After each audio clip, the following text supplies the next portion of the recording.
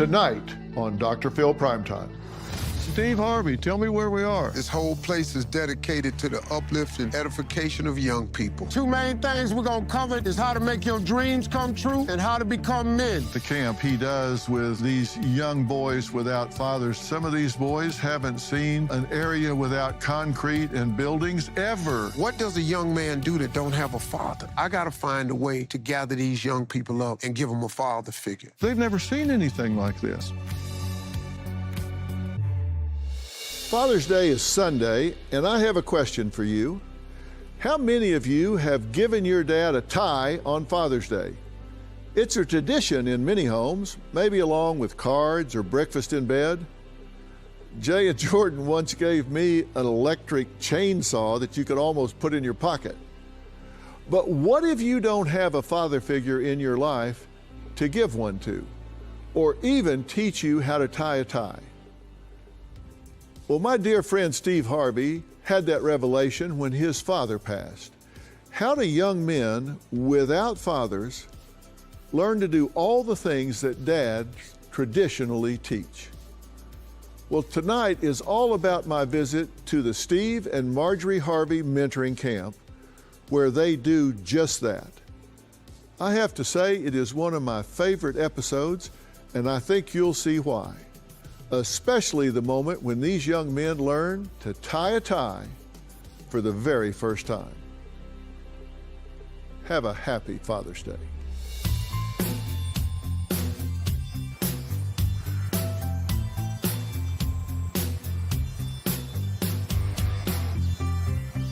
Welcome to a very special night at Dr. Phil Primetime. I'm coming to you from about 75 miles from Atlanta on Steve and Marjorie Harvey's ranch.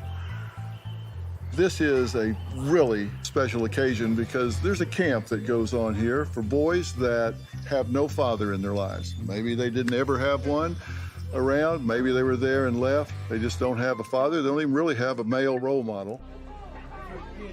My name is Mr. Harvey. I want to welcome y'all to my ranch. You're going to have the time of your life. But let me say this to you. All of this depends on respect. Steve and Marjorie decided to put this camp together to bring these boys down here and give them some strong male leadership in their lives. The United States Army is here. A lot of mentors are here. I want to encourage you to use your image to work for you, not against you. I am tied to greatness. No cell phones, no social media, lots of discipline, lots of requirements, so these boys can find out what it's like to have a strong male presence. Every mentor, every instructor, every facilitator is a strong male role model. And I've been down here spending time with these boys. I've talked to them, walked with them, visited with them, fished with them, made presentation to them, and it is absolutely amazing how much they take to this kind of experience, and the transformations over the years has been absolutely amazing. Tonight I'm sitting down with Steve to talk about it. You're going to be seeing what happens when people step up and teach these boys not to be victims, but to take control of their own lives with strong male leadership. Keep going. There you go.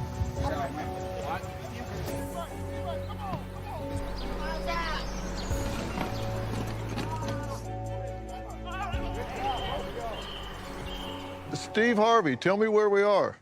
Well, you're sitting in the backyard of the Steve and Marjorie Harvey Legacy Ranch. It's a ranch we purchased about 4 years ago. This whole place is dedicated to the uplift and edification of young people. Well, I've had a tour. You and I have been driving around here. I think we drove about 30 miles, seemed like, on these trails back here. This place is absolutely amazing. There's lakes and forest and wide open spaces here. This place is a paradise. It is nothing short of just generous spirit that you and Marjorie are sharing this with young people the way you are. You bring these young people in here, and thank you for including me in it, by the way. No, thank you for coming, man, because you coming here is really big. You know, it puts a spotlight on something we've been doing close to 14 years now. I had another ranch in Dallas where I started the program. And I was looking for a place, God's grace in my life, and we were able to purchase this place.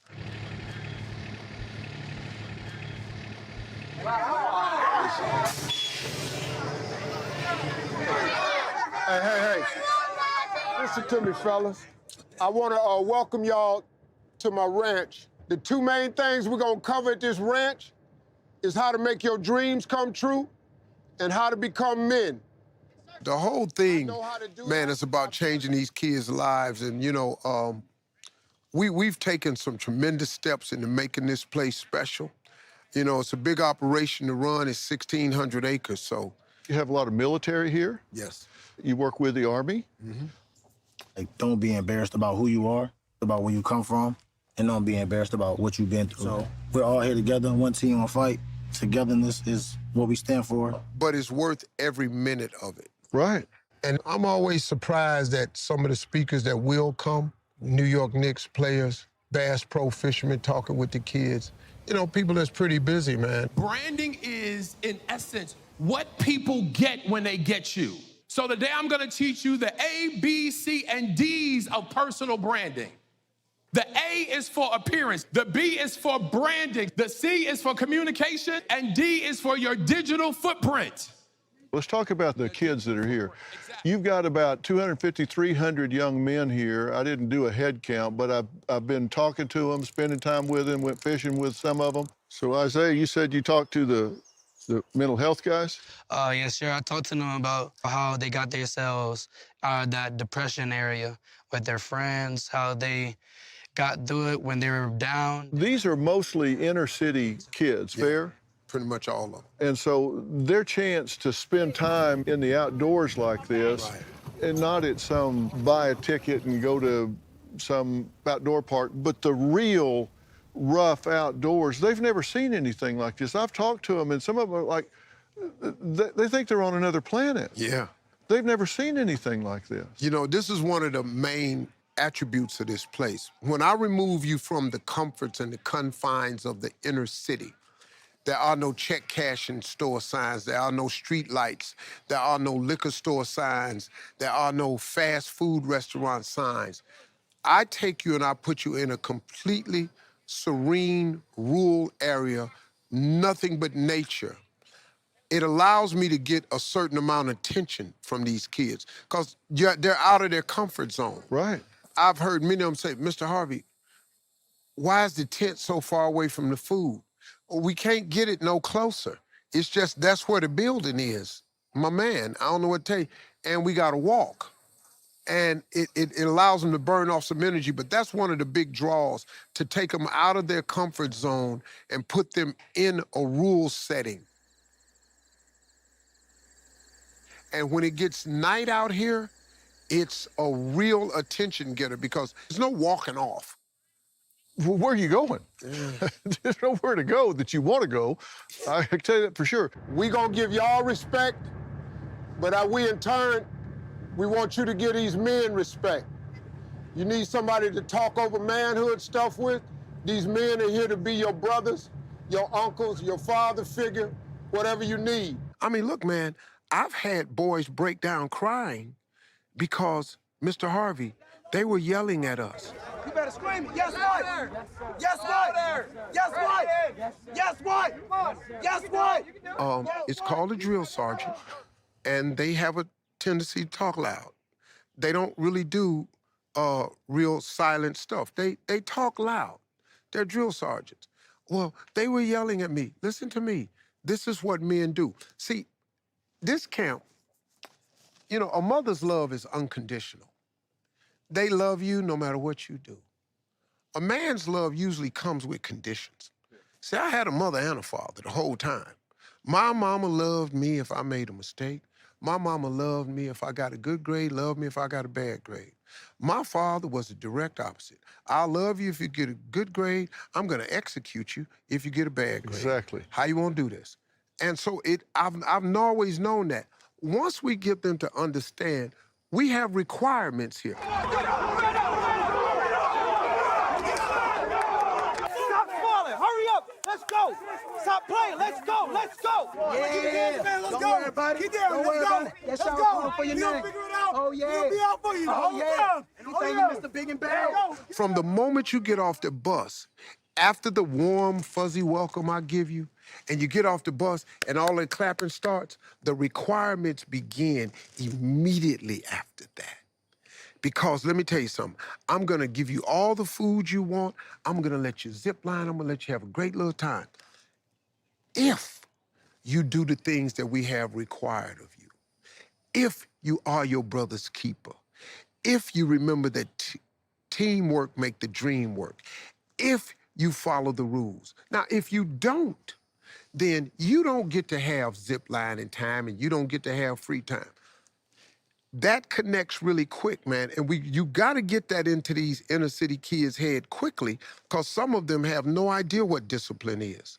And once we foster that, and we may put them in groups and let them know that if you have a weak member in your group, it's gonna cost the whole group, so you gotta support your brother. That could be the first time they're hearing this. That's right, peer pressure. Yeah, man. But it's positive peer pressure, not negative peer pressure. Man. Yeah. And that's the first time some of them have heard that.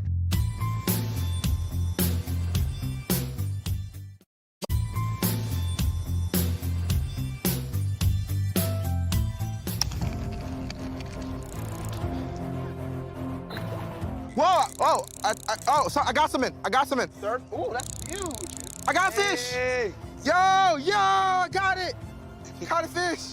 Hey, take a pic of it. Gosh. I don't know how to take it off. Hey, that probably one that ate mine. Well, I've come up on two boys here fishing, and I'm gonna ambush them and see if we can catch something besides an old boot. Yo, I caught another fish. Put it. Oh, hi, Dr. Phil. Oh, Dr. Phil. Me and DJ, we were fishing. He just caught a fish, and then Dr. Phil just walks us behind, surprise all of us. It is super surreal. It's just unbelievable. And, I don't even know how to react. Yes, sir. How you doing? Nice to meet you, man. Nice to meet you. Dr. Phil, how you doing? Doing good. Did you get a whopper? Yep, I caught a fish. Yeah? Yeah, it was great. How long you been fishing? Yeah, I've been fishing for past 20 minutes now, I guess. Yeah, that's not bad. I caught two fish now. So where are you from? I'm from St. Louis, Missouri. St. Louis. Yep. You never know who you're gonna walk up on. DJ, one of the young men, what a smart young man we're talking about here. So what do you spend your time doing in St. Louis? I have my own initiative I created, and I'm working on a nonprofit for it too.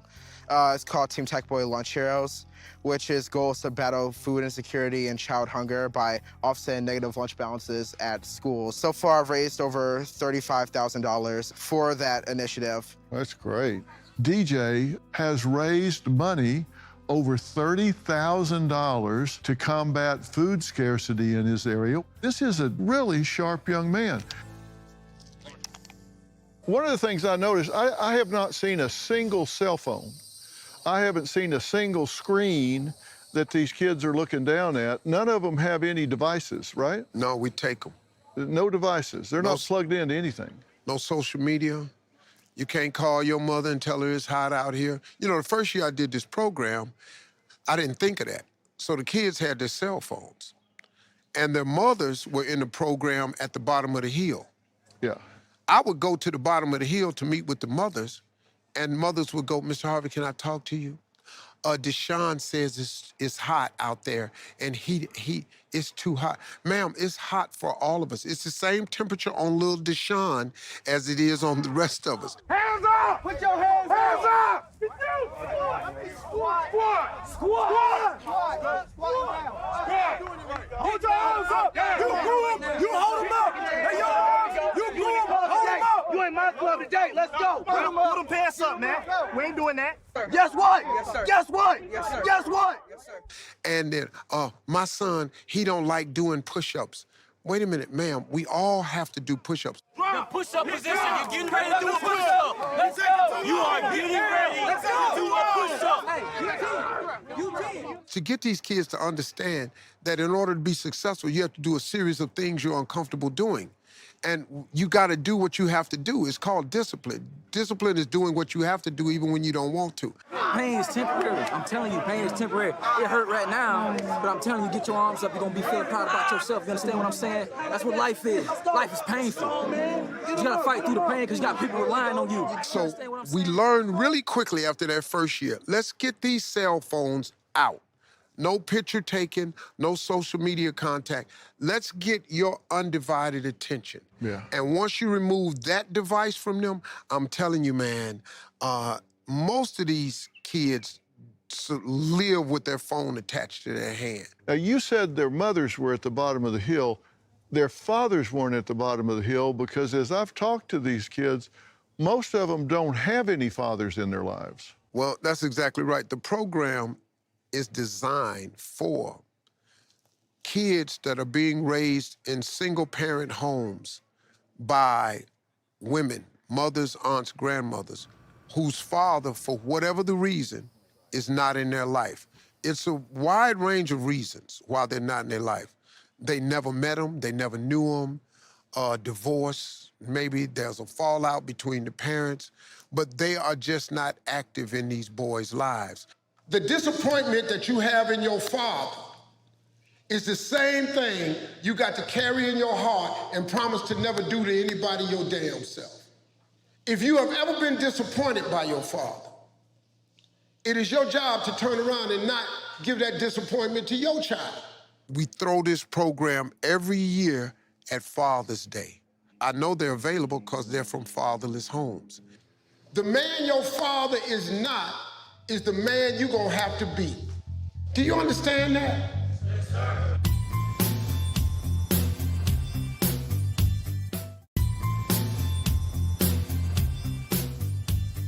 Tell me where you're from. Tell me something that you've learned from the camp so far. Tell me something that you would like from the camp so far. All right, I'm from Atlanta. What I learned from this camp is like, being a man, it's really not that easy. And what I want to learn is like, how to be successful as a man. What I learned from this camp so far is that being successful, it takes a lot of time and it takes dedication and it takes consistency. You gotta learn discipline, respect your family, respect your house, respect everything you earn.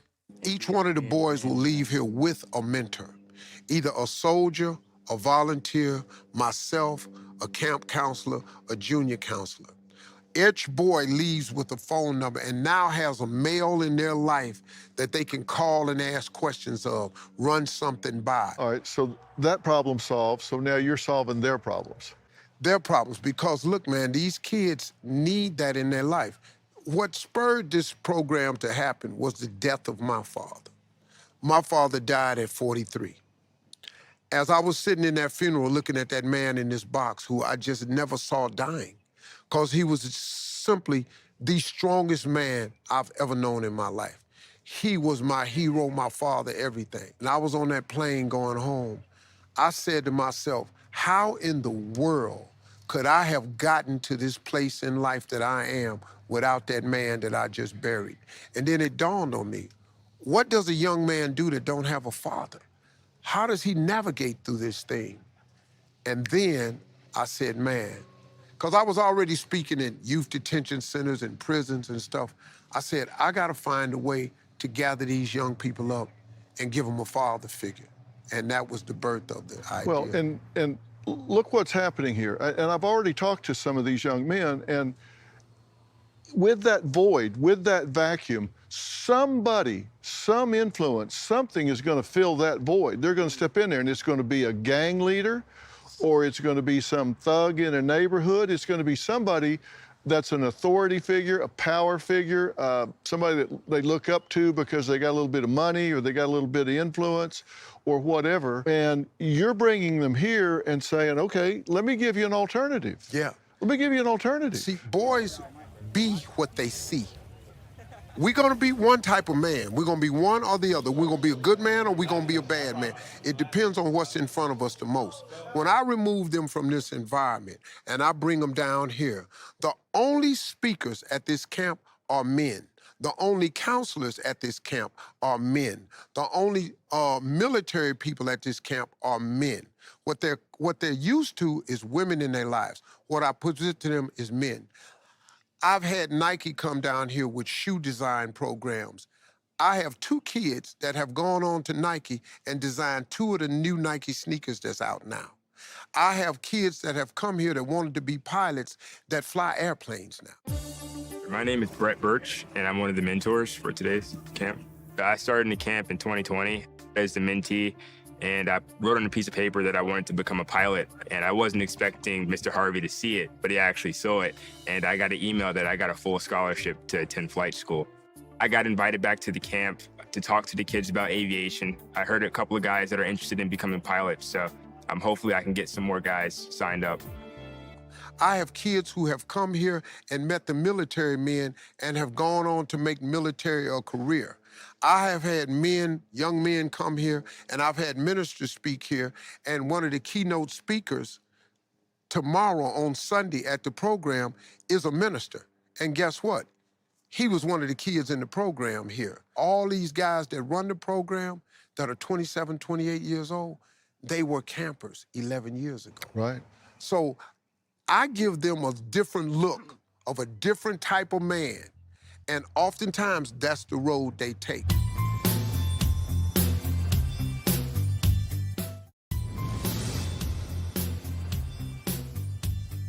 I was walking around earlier, and I was talking to Cam Newton. We were down by the fishing hole. How you doing, Cam? Good to meet you. Hi. How's everything? Man, you doing all right? I'm doing okay. How about yourself? I can't complain. Yeah? I can't complain. These boys are glad to see you, I'll tell you. Yes, sir. He's down there talking to some of the kids. They were talking about all of these guys that have made it in the NFL, but you got to be eligible before you even start. What them grades talking about, though? Grades are slipping sophomore year. Gonna have to pick that up. Okay, well, at least you know. Now, you got to understand, too, in your position, this is where it really start to count, as you just, you know what I'm saying, mentioned. You can't get no money if you don't become eligible. NIL money, none of that. So what you doing it for? Bypass football. The real talk is you can't get to no type of money if you are ineligible. You see what I mean? Yes, sir. That's the MVP right there. He was telling them, I got to be accountable and make my grades. I've got to get back into my studies and stuff. They said they're having people tell them the truth. Right. You know, not show them the bling, they're telling them the truth. Right. And as I was saying, this just changed my whole thinking about what I got to do. Yeah, I care about my mom a lot. She's a single mom of me and my 2 little sisters. You know, she also is battling stage 3 cancer. So I kind of want to make sure that she's okay, too. Has your mom been struggling? It's pretty difficult. I've been trying to step up, make sure my sisters are good, and I handle them so my mom can, you know, get breaks and stuff. I just want to do my best. And DJ was back for his 2nd year because his mother called and asked you if he could please come back this year. And I'm talking to him, since he was here last year, he said he was kind of into cartoons and stuff like that.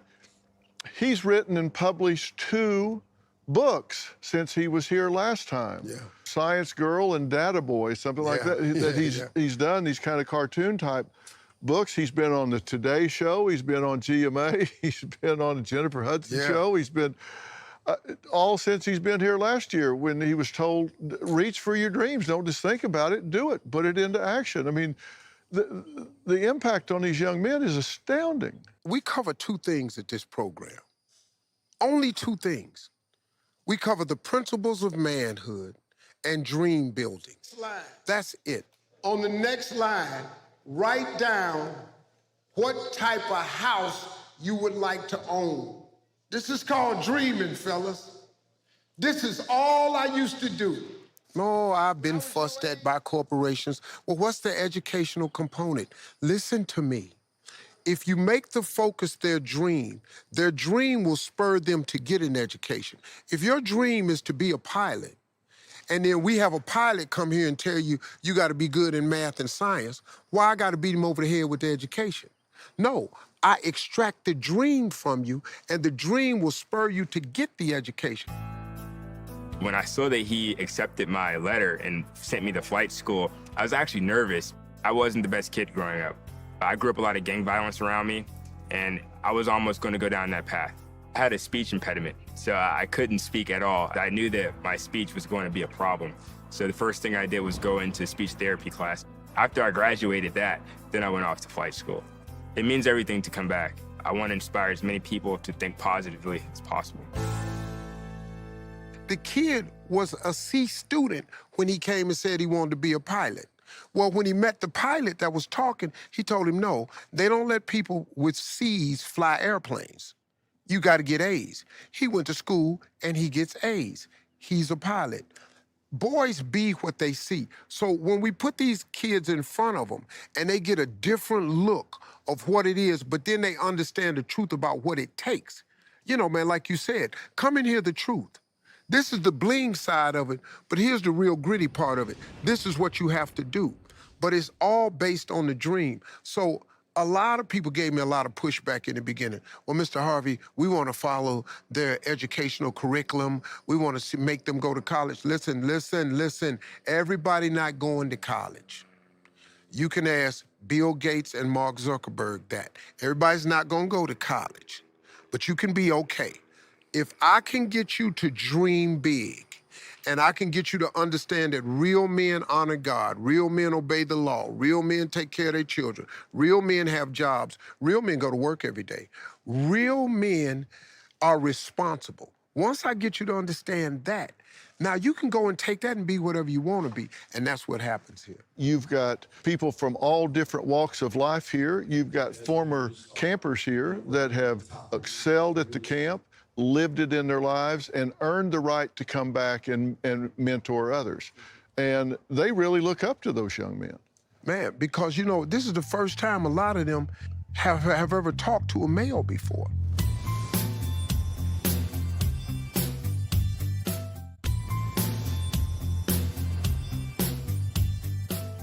Please, put your hands together as strong as you can for the one and only Dr. Phil.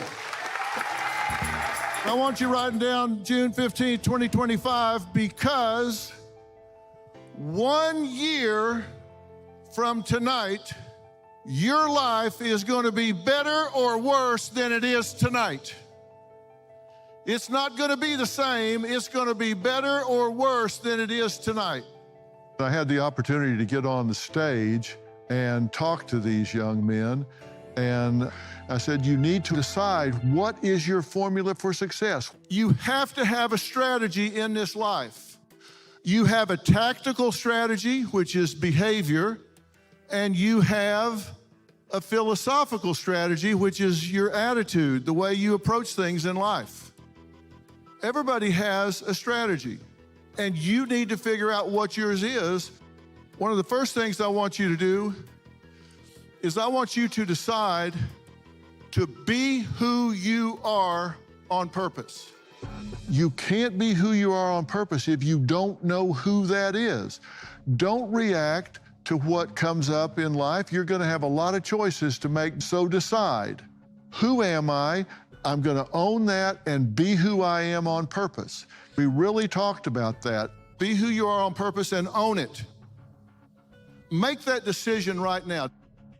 I'm going to tell you the formula I've learned for success. Number one, champions, winners, they have a clear vision of what success is. Number two, winners take action towards that known outcome. They don't think about it, they do. They're action-oriented. Winners don't work at it for a week or a month or a year. They don't give up. When you are a winner, you're going to do things that losers just don't want to do. And that means that you've got to have a clear definition of what winning means in your life. You set your world up to support your goals. Get rid of the things that you don't want in your life that don't support your goals. You can make your own way. If you think part of your little voice in your head says, yeah, I'm not good as everybody else, stand up right now.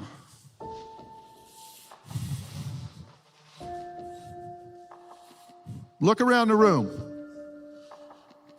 Damn near everybody in here standing up. A lot of y'all grew up without fathers. I had a father. He was drunk and absent. When I was 14, I was homeless and living on the streets in Kansas City. No home, cardboard box. That was it. I had a damaged personal truth. I felt like a second-class citizen. Y'all sit down. I knew I didn't deserve it, and I had to fix that, and I would not be standing here before you tonight if I had not fixed it. That's your challenge. You got to decide you're going to heal that personal truth and decide you're entitled to everything living a first-class life has. Fathers are important, but they're not essential. What's essential is having a role model like Mr. Harvey. You're here, you got Mr. Harvey, you got these gentlemen from the United States Army, you've got these mentors that have been here before. Surround yourself with people that want to lift you up, that want you to succeed. Find your passion and surround yourself with people that share that passion and want you to succeed. When you stop talking to toxic people, it's like the trash took itself out. Get rid of them. I said, you need to know what your goals are and take clear action towards a known outcome. Be who you are on purpose. And I think it really sunk in. Make good choices between now and then. Surround yourself with people that want you to succeed and pursue your passion. And I guarantee you, June 15th of 2025, you will celebrate having been here tonight. I had a great time with these young men, and so proud that Steve Harvey included me in his Father's Day retreat. God bless you, and thank you for letting me talk to you.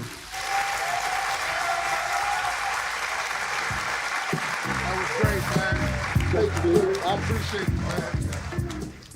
You and I have known each other a long time, and I know you live what you're preaching to these boys. You've always had a board that you keep up and you put things on that you want to aspire to. Right. You've always done that. Yeah, that vision board, man, is a critical piece. It's crazy because it not only affects the boys, it affects a lot of these soldiers too. And they ask to come back year after year. I've had some soldiers I've been dealing with since 2008. I got pictures with them. Yeah.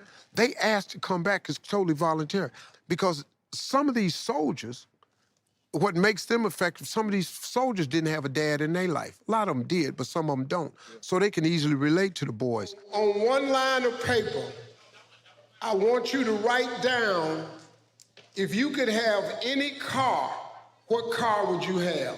Put that on the paper. But when I get into this dream board thing and I get into the aspect of dreaming, it turns the light on. That room is pin drop quiet when I ask them, when I go around the room, like I start off real light, I say, write on a piece of paper the kind of car you wish you had. Then I start tightening the screws a little bit. Write on a piece of paper how much money you think you need to make to be successful. And then the real screw tightener is, write down the ideal girl you would date. And buddy, the buzz that starts going around that room, oh man, because you know, we know it's all about Robin and Marjorie. We're clear about that. We understand that. It's been that way since we were about 12. In order to get the chick of your dreams, you're gonna have to be the man of her dreams. Women are requiring something of young men. You have to first be able to profess that she is yours, be able to protect her, and then you have to provide for her. It is your job, it is your obligation to one day take care of a family. This is what you gotta do. And buddy, they sit up in that chair because they wanna know this one right here. And we start the process.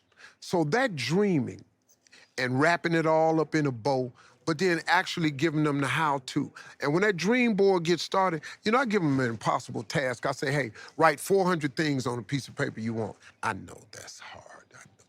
First of all, 400 things. I know how difficult that is. I know they're gonna freeze around 50. And the rest of what? The next day after I said that, the first day we're here, the next day a kid came up to me with 400 things on the paper. And I didn't tell them what they would win if they did it, because I knew nobody was gonna do it. This kid came up to me without repeating it, and I read 200 of things, because he put it in blocks of 25 so he could keep count. When I got to 200, I became his personal mentor. I've never seen a young person think a list out so thoroughly. One of his things on his vision board was, I want to have one-on-one mentoring from Steve Harvey because I don't have a dad. Okay, what I'm gonna do, say no? So I gave him my phone number. This kid's list was so, now no other kid has come up to me yet because they don't have 400. I figured, ain't nobody gonna do this. This kid came up with that. And these vision boards, man, are the beginning of their success. And I think that's a great component because in school, they never ask them what they're dreaming about. You keep beating these kids over here with education, but if you ask them what they dream about, it'll save you a lot of beating them over the head, you know? Yeah, because then they start saying, all right, hey, what do I got to do to get where I want to go? And that's what's unlocking in these kids now. I can hear them talking about it. And there's a lot of grousing early, but I don't hear any grousing.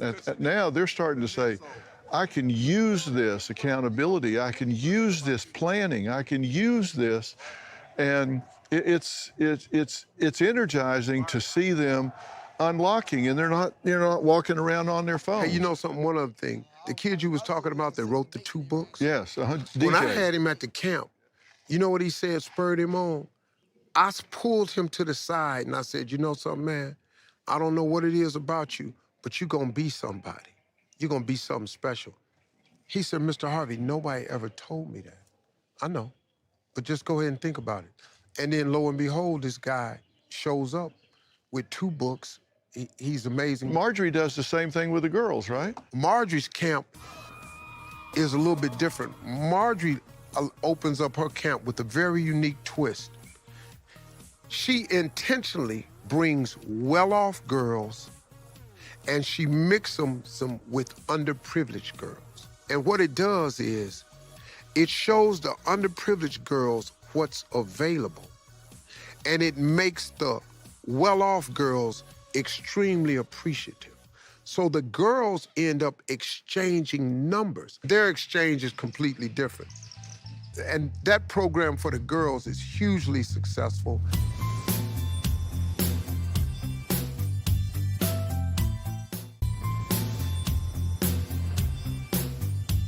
This is the space that I have blocked off to build out everything. The goal is to have the dormitories, a STEM center, an indoor gymnasium, a indoor theater that seats 500 for presentations and meetings. I want a big bass pro shop fishing center, because that's the kids get a real kick out of that. How do we build this? See, that's the $1 million question. But it takes money. You gotta have funds. What's been difficult for me is I know I'm well off. I know what happens if the rich ask the common man for money. They looking at you like, well, why don't you buy it? Well, I have. I'm over 50 million in, you know?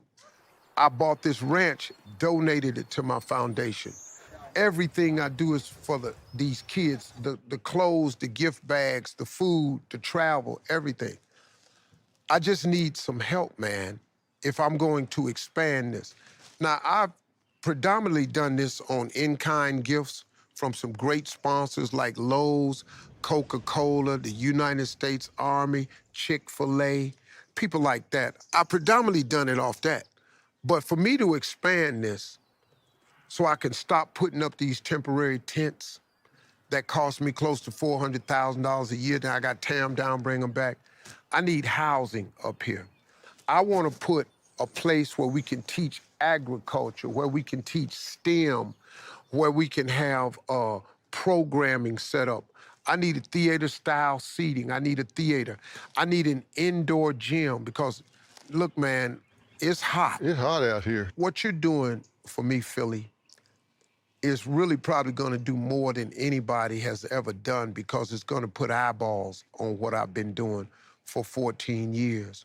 And this thing can skyrocket if I just got some help. And I'm not asking anybody to help me. I'm saying let's help a generation of young boys and girls that we've obviously been changing lives hundreds at a time.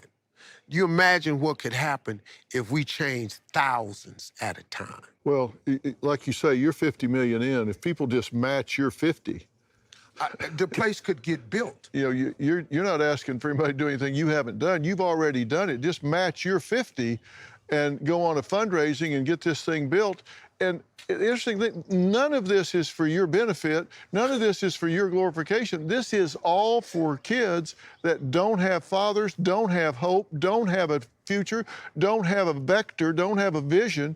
It's just giving them a chance. We talk about trying to create equal opportunity. Let me tell you, this is a jumping off place for creating equal opportunity. It's for giving these kids the idea that they can even do it, that there's even an opportunity there. This is leveling the playing field. Hey, man, I'm glad you said that because the benefit of this for me is it allows me to live my calling. That's all it is for me. But I put my money where my mouth is. I done bought this place for these kids to come. I don't do nothing else here. This is for the boys and girls camp. Well, like I say, we're talking about 3,000 or 4,000 boys here that have been profoundly impacted. And that means you're talking about 3,000 or 4,000 boys that become contributors to society instead of victims in society, that becomes givers instead of takers, that become fathers that stay in the home instead of those that leave.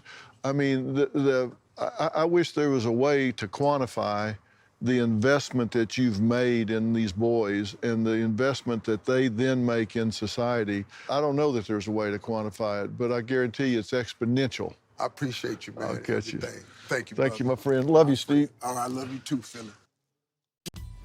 Thank you for spending time with us tonight. I really appreciate your watching. I hope you are as inspired as I have been spending time with Steve and these boys down here. 250 young men have a fresh start, an opportunity to really take a different path in their lives. You'll be hearing more about this amazing experience. Have a happy Father's Day.